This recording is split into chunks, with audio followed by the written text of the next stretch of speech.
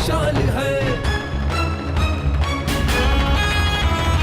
धर्मीधर सा है बलि और काल का भी काल है।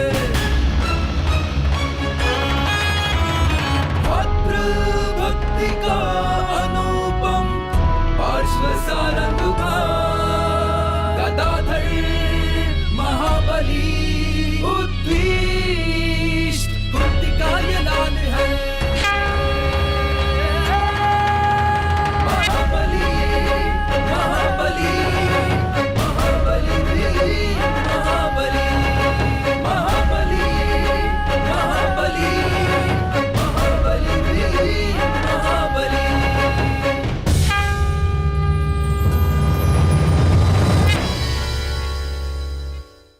हमें बाहर जाने का मार्ग बता दीजिए, हम सदैव आपके आभारी रहेंगे। निशाना लगाओ इसकी आंख पे, बाहर निकालो इसकी आंख।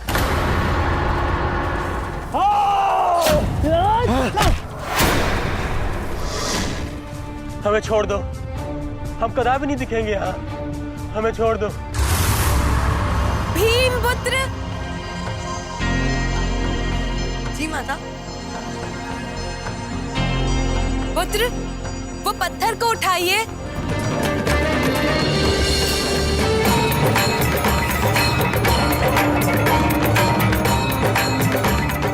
ये नहीं, वो बड़ा वाला पत्थर उठाइए।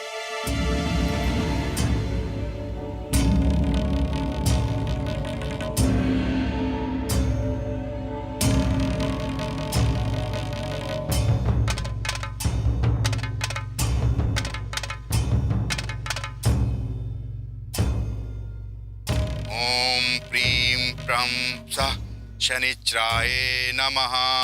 ओम प्रीं प्रं सः शनिच्राय नमः।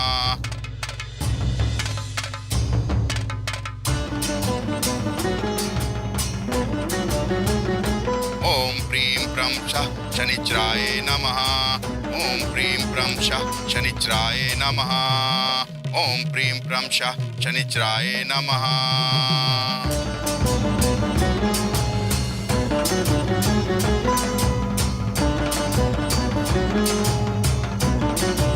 ओम प्रीं प्रां प्रः सः शनिच्राय नमः।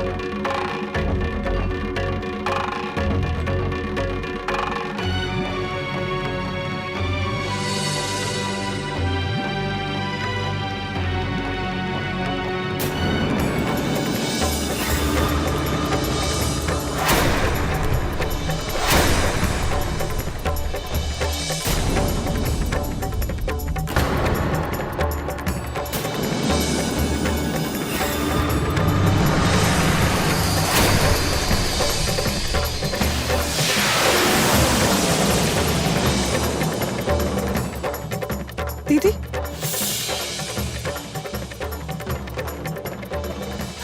ऋषिवर देखिए ना। स्वामी,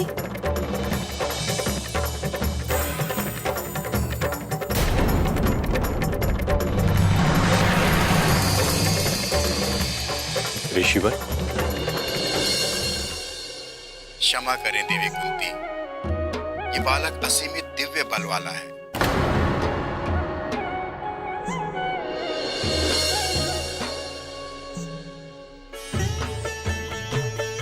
इसे मंत्रों से रोक पाना असंभव है।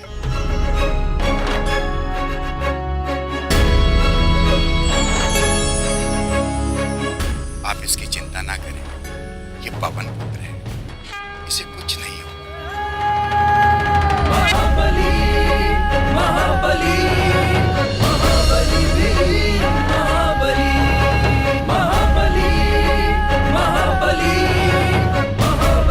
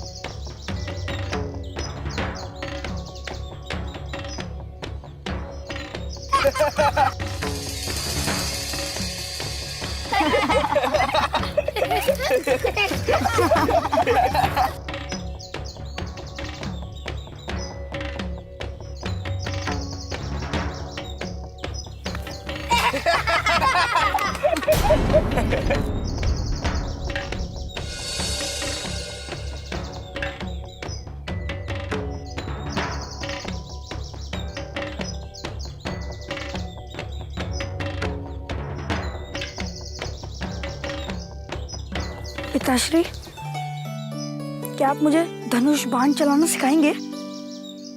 अवश्य पुत्र। धनुर्विद्या में लक्ष्य साधने के लिए एकाग्रता और आत्मविश्वास की आवश्यकता होती है। पहले हम लक्ष्य पर अपना ध्यान केंद्रित करते हैं, तत्पश्चात आकर्ण प्रत्यंचा खींचकर उसे छोड़ देते हैं।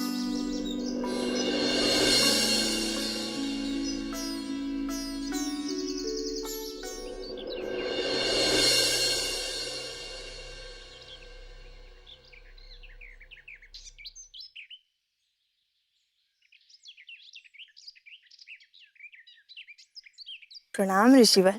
सौभाग्यवती भाव। आप महाराज पांडु के यहाँ गए थे, कैसे है वहाँ सब? सब कुशल मंगल है देवी। जिस कुटुंब पर हरि की कृपा हो उसका अहित कैसे हो सकता है। किंतु देवी, महाराज पांडु ने हमें एक धर्म संकट में डाल दिया। धर्म संकट? ऋषिवर, कैसा धर्म संकट? हाँ देवी, महाराज पांडु यज्ञ करना चाहते हैं और उनका आग्रह है कि यज्ञ हमारे सानिध्य में हो। ये तो अति उत्तम है ऋषिवर। कितना समय हो गया हमें यज्ञ किए हुए। हाँ देवी, यज्ञ के बिना हम ऋषियों का तो कोई अस्तित्व नहीं है। परंतु आप भूल रही हैं कि ये वन प्रदेश भीलों के राजा पुरगामी का है और यहाँ यज्ञ करना प्रतिबंधित है और ऐसा करने पर युद्ध की स्थिति आ सकती है। क्या आपने महाराज पांडु को इस बात से अवगत कराया? हाँ देवी, हमने उन्हें आगाह किया है, किंतु महाराज पांडु का कहना है कि यज्ञ तो होकर रहेगा, किसी भी मूल्य पर।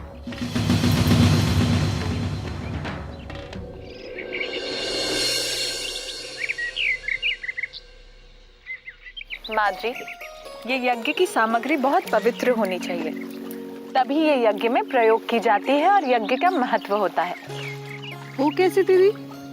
हम अभी इन्हें जल से धोएंगे, तत्पश्चात इन्हें सुखाएंगे, तब ये यज्ञ में प्रयोग की जा सकती है। जी दीदी। माद्री, हमें वो दिन स्मरण हो आया है जब आप महाराज पांडु के साथ राजभवन पधारी थी। हाँ दीदी, वो दिन हमें भी स्मरण है। तब आपने हमारी आरती की थी। हाँ माद्री, क्या आप आपके विवाह की वो घटना हमें सुना सकती है? अवश्य दीदी। उस समय महाराज पांडु ने माद्र राज पर आक्रमण किया था और माद्र नरेश शैल्य हमारे भ्राता का रथ महाराज पांडु युद्ध में पकड़ न सके।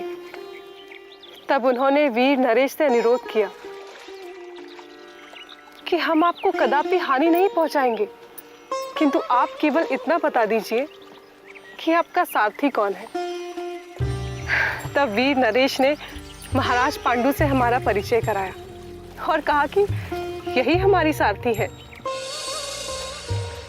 महाराज पांडु हमसे बहुत प्रभावित हुए और इस प्रकार एक संधि करके पितामह भीष्म ने हमारा विवाह संपन्न करा दिया।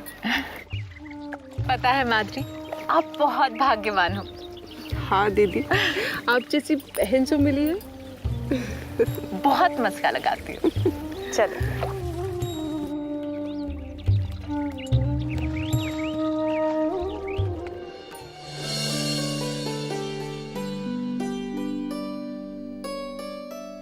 पिताश्री, यज्ञ करना क्यों आवश्यक है? पुत्र, यज्ञ अति आवश्यक है। क्योंकि यज्ञ से वर्षा होती है और वर्षा से अन्न उत्पन्न होता है। इसी अन्न की आहुति हम यज्ञ में देते हैं, अर्थात यज्ञ से अन्न और अन्न से यज्ञ की उत्पत्ति होती है।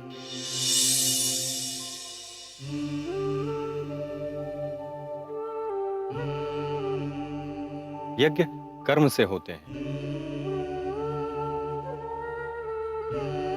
और कर्म समुदाय को आप वेद से उत्पन्न समझें,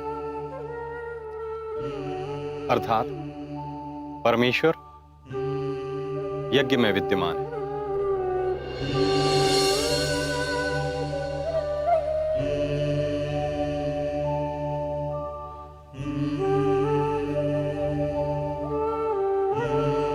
और यही सृष्टि का चक्र है।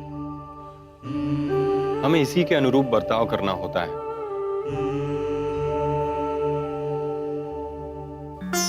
इससे हमें देव ऋण से मुक्ति मिलती है। यज्ञ से बचे हुए अन्न को यदि हम प्रसाद रूप में ग्रहण करते हैं तो परमात्मा की कृपा होती है।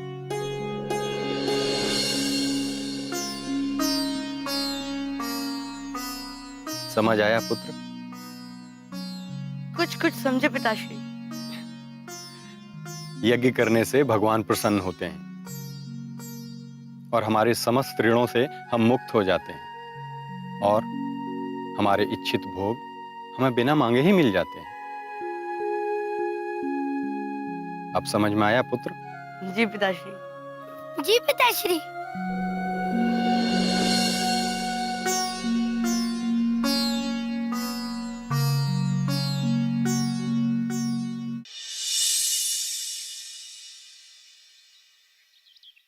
मुनिवर, महाराज पांडु को समझाइए, इस यज्ञ के कारण कहीं हम सब संकट में ना पड़ जाए।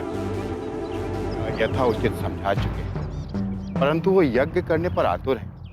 अब हमें उन्हें सहयोग करना चाहिए। परंतु मुनिवर, यदि भीलों को पता चला तो वो यज्ञ में अवश्य विघ्न डालेंगे और तो और हमें भी हानि पहुंचा सकते हैं। नहीं, महाराज पांडु एक यशस्वी और महान योद्धा हैं। उन्होंने बहुत से युद्ध लड़े और जीते भी हैं। जब भीलों को यह ज्ञात होगा तो वो कदापि भी यज्ञ में विघ्न नहीं डालेंगे। चलिए। ऐसा ही हो प्रभु, ऐसा ही हो प्रभु।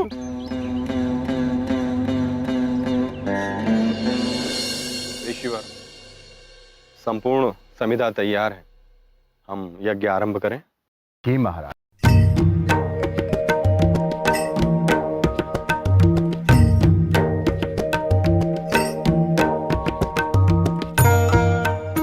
वक्रतुंड महाकाय त्रिकोटि संप्रभा।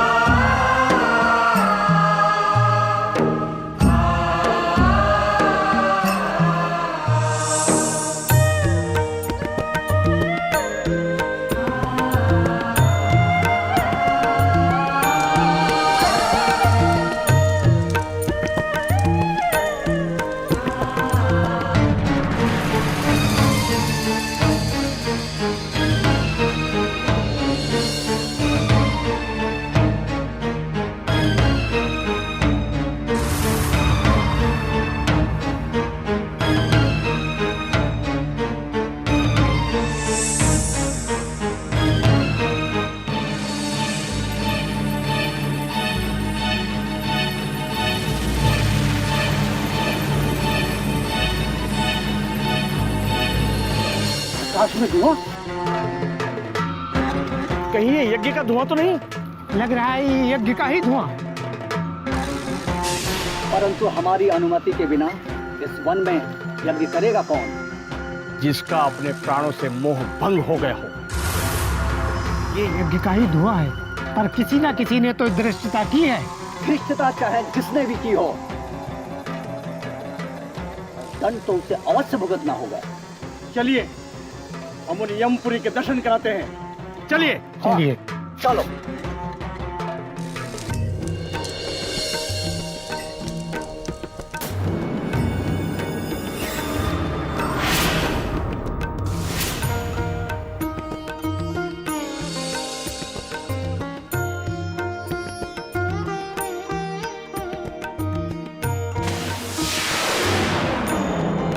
रुको।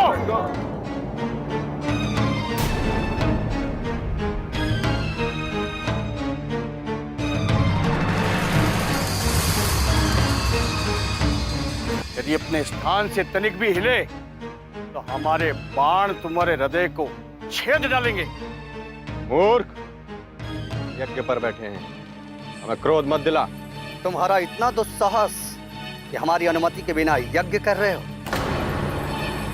ऋषि, तुम्हें ज्ञात होना चाहिए यहाँ यज्ञ वर्जित है। तुम लोगों ने इसे समझाया नहीं। और ऋषियों, हठ ना करो। तुम्हें स्मरण होना चाहिए कि तुम्हारे साथ साथ तुम्हारी पत्नी और बच्चे हैं। यदि इन्हें अनाथ नहीं करना चाहते हो तो यज्ञ करने का दुस्साहस कदापि न करना, और यदि किया तो इनके बारे में सोचना भी मत। तुम इन्हें प्रवचन दे रहे हो? कुटिया को उखाड़ दो और इस वन से इनका आश्रम छीन लो। अब यहाँ कोई दिखाई नहीं पड़ेगा।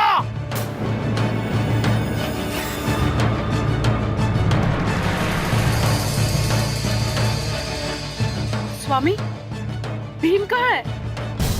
भीम? हाँ स्वामी, भीम दिखाई नहीं दे रहा है। यही तो था।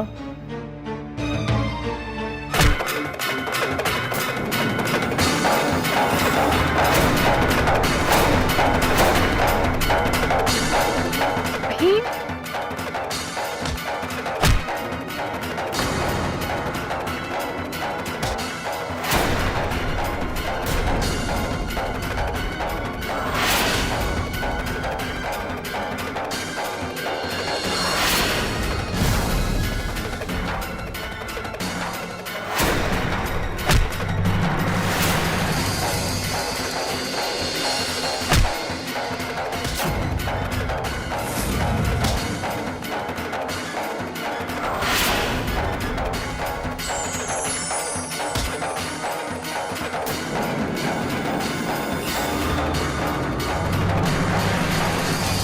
वीर बालक, क्षमा करो। हमें छोड़ दो बालक। वीर बालक, क्षमा करो वीर बालक, मेरे प्राण मत रो, मेरी मां मत उखाड़ो। मातृभूमि की शपथ लेता हूँ, हम इस और कभी नहीं आएंगे। वीर बालक, हम कभी कदापि तंग नहीं करेंगे।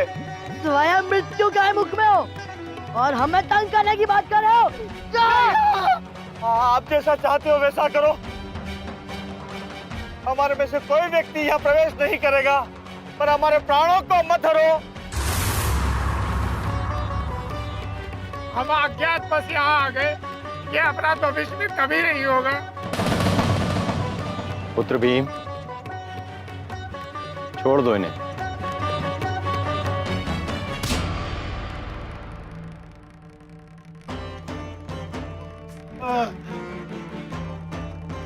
अगली बार से उन्हें इस वन में दिखाई दिए तो तुम लोगों के प्रत्येक अंग को तुम्हारे शरीर से अलग कर दूंगा।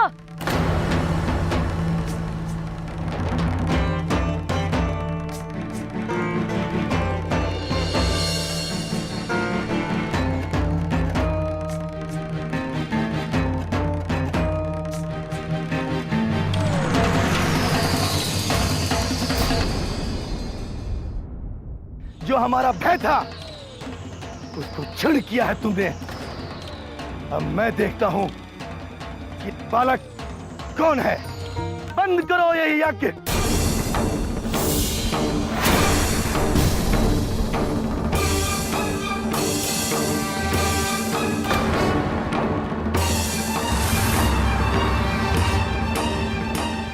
मुनियादरा, जिस बात का भय था वही हुआ। अब हमारे प्राण कोई नहीं बचा सकता।